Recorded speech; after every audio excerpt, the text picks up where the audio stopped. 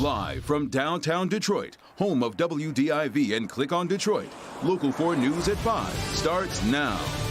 And we come to you with two numbers showing how bad the coronavirus has hit Michigan. 2,093 people have died from the virus. The other number now at 1 million, the number of Michigan residents who have filed for unemployment since the outbreak began. But as we come to you with Local 4 News at 5, important to note, the number of new cases seems to be leveling off over the past week, but make no mistake, it's far from over, Kim. That's right, and we want to give you some of the day's top headlines here. First, the numbers to date. There have been 29,263 cases of COVID-19 in Michigan, and today the number of deaths surpassed 2,000 people. Also, we're awaiting a news conference from President Trump where he's expected to lay out Washington's plan to restart the economy. But we'll begin here at 5 with Detroit Police Chief James Craig back on the job after his battle with the virus. Let's get to Mara McDonald. She's following that part of the story tonight. Mara. Hi, Devin. You know, the mayor had his usual briefing here in Shed 5, and the chief was here today in person. He looks good, and you can tell he's happy to be back on the job. Take a look. It's certainly been a journey, but I really just want to thank Detroit for your outpouring of prayers, well wishes. Detroit's chief is back on the job after a fight with COVID-19. This enemy, this unknown enemy that we fight is real, and it affects us all in different ways. If I could leave our viewers, our listeners with one thing: fight. Craig was never hospitalized, and he says he fought this disease and has some advice for those going through it. Get up, move around. You know, I've listened to the doctors. I know my own experience that had it not been, and certainly not always on the wise counsel of my family and the doctor, go easy on working out. I'm an avid fitness person, but I know my body. And I know in order to overcome this virus, this deadly virus, I needed to punch back. The chief then updated us on the toll the virus is taking on the department. 709 sworn and civilian employees returned to duty. But there are still 338 members of the department, both sworn and civilian, who are in quarantine, which is a far better number than what it has been. But still, it's a lot. When I think about our police officers, the men and women on the front lines, who despite this crisis, this unknown enemy, who go to work, and those that have been quarantined, wanting to get back out to join their colleagues in this fight and keeping our city safe. They truly are the heroes. Back here live, the chief says that currently there are 9 members of the department who are hospitalized fighting COVID-19, and he also had a lot of praise for the mayor, especially for the hazard pay for first responders. In the chief's words, it's a really big deal. We're live in Eastern Market tonight. I'm Mara McDonald. Back to you. Sure is. Glad to see the chief is well and doing okay.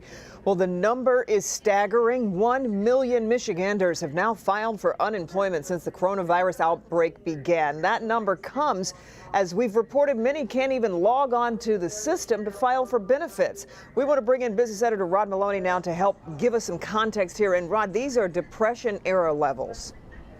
Well, very few of us remember the Depression. We've only read about that. We remember 2009 and 10 here in Metro Detroit and how devastating that was. And to give some perspective, this dwarfs anything we remember from 10 years ago. Finnish union carpenter Dale Wells has been off the job since early March and worries. We get medical based on how many hours a month we work. And since I don't work, I don't have medical. So I'm a little worried after April, I will have no medical. That's $550 he won't have, even though he's getting unemployment. These are the kinds of struggles Michigan's vast unemployed now face in this new virus age. The new numbers out today say just under 220,000 Michiganders filed for unemployment last week, inundating the system's website. That's bad enough, but the numbers since mid-March are a mind-numbing 1,041,000, or a 25% unemployment rate, something we've not seen in generations. Governor Gretchen Whitmer knows this is unsustainable and offers this assurance for those struggling with the bulky computer system. Anyone who's eligible is going to get their benefits. But what the unemployed like Dale Wells want to hear is when the state is going to reopen again. I have talked to a couple employers, and they said, well, we're hoping to be up in a couple weeks, but I've heard that already. Well, the governor says she is working on just that. The stay-home order goes through April 30th, and what we know is that it's going to be really important that when we re-engage, that we do so in a very thoughtful and smart way to protect our employees, to protect businesses' customers. Now, we talked to her today, did the interview with her, and one of the things that she did sort of tease us about is that she's talking to other governors, and she thinks that we can have a soft opening of some businesses that can be assured of safety as soon as May 1st. She says she'll have an announcement on this in the days to come. Reporting live in downtown Detroit, Rod Maloney, Local 4. Yeah, and as soon as we get that information, we will pass it along. Okay, Rod, thanks. So as Rod mentioned, Governor Whitmer teaming up with 6 other Midwest governors to try to figure out the best way to reopen this regional economy, these states together. Also late this afternoon, state Senate Republicans rolled out their own plan to do the same thing. And this comes as we await President Trump's new guidelines on restarting the economy. Alice Barr in Washington tonight as those stunning new unemployment numbers highlight the need to try to get some Americans back to work, Alice. Devin, the new jobless numbers show roughly 1 in 7 American workers have filed for new unemployment claims since the coronavirus crisis began, adding to pressure to get the economy moving again. New guidelines from the White House today giving states a framework to start reopening their economies. I think they'll be very happy with what we're doing. They want to win this war, and we're going to win it. We're going to win it very big. In a draft shared with NBC News, areas with relatively few coronavirus cases are advised to start pulling back on social distancing after May 1st, despite President Trump saying some states could start before then. Harder hit states cautioned to wait another month or more. New York's governor announcing today his state will stay locked down until at least May 15th.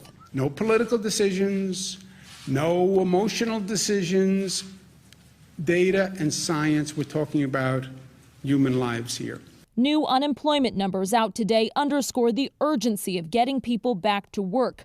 More than 5 million Americans filed new jobless claims last week, bringing the total to roughly 22 million in just 1 month.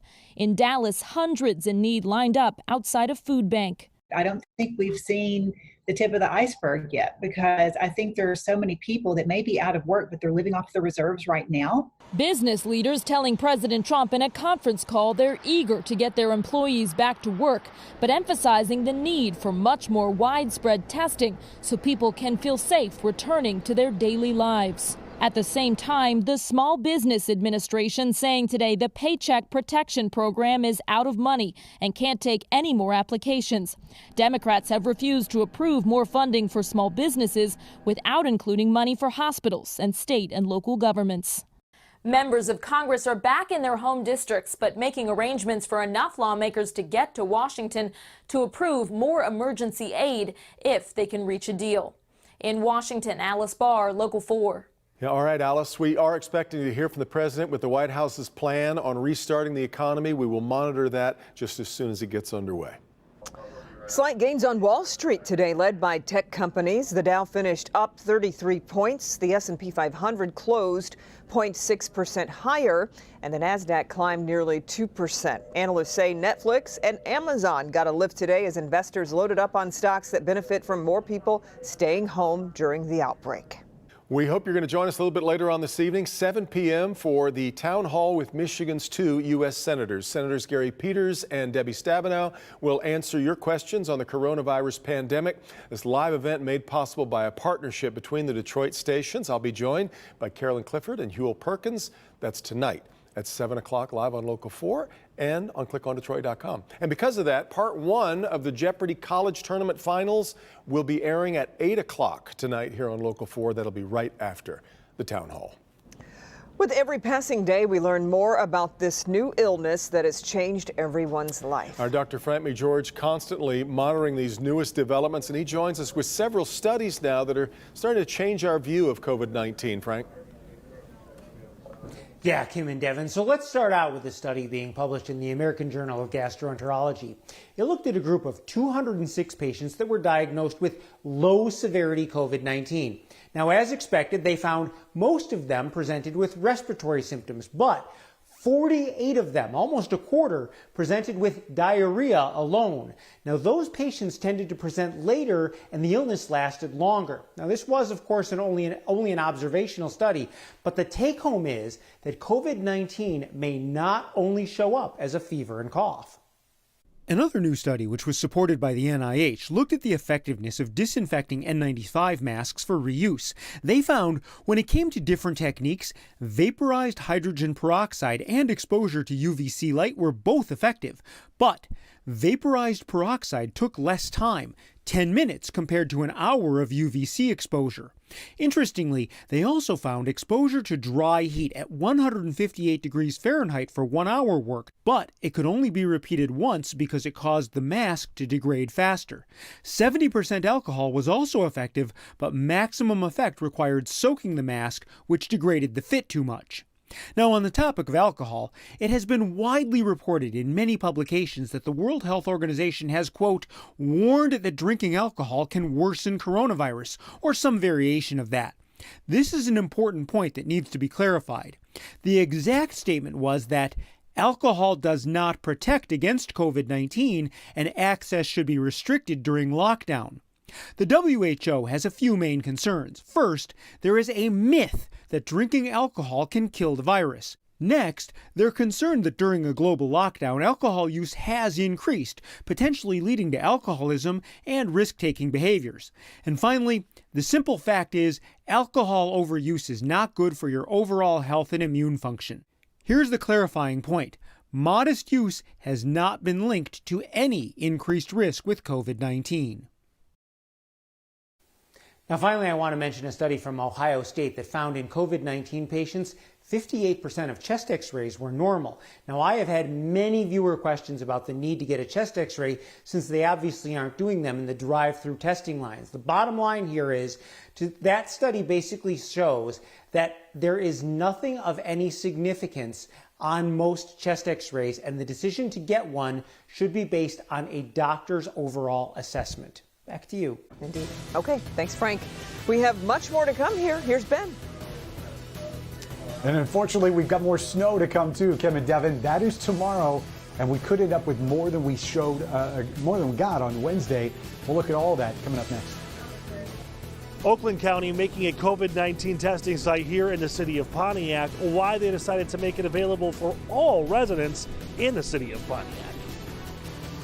Crime in Detroit before and after COVID-19 hit. The number of people that we're arresting is considerably down. So what's going on in certain neighborhoods? Generally one of our busiest areas in the city. It's not alarming. I mean, we do have little pockets of areas where people are still congregating and conducting their business. The Defenders with the latest crime stats next.